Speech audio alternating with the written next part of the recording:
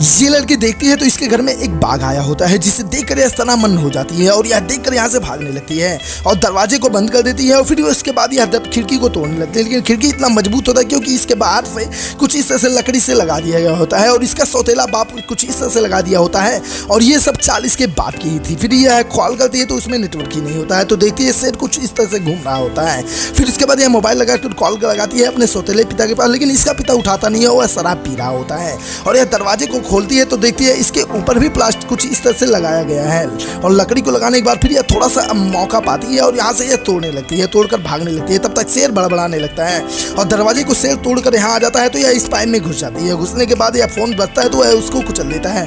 तब तक एक पसीना इसका गिरता है तो यह कुछ इस तरह से बाघ वहाँ पर आकर सूंघने लगता है और फाइनली यह कुछ ऊपर निकलकर कुछ इस तरह से अपने भाई के कमरे में पहुंच जाती है। लेकिन शेर अब वहाँ भी आ जाता है और आने के बाद फिर यह दरवाजे से कुछ इस तरह से यहाँ पर आ जाता है। फिर यह लड़की कुछ इस तरह से और यह इस बेड के नीचे घुस जाती है। घुसने के बाद फिर यह शेर इस पलंग को पलट देता है। पलटने के बाद फिर यह कैसे न कैसे बचती है।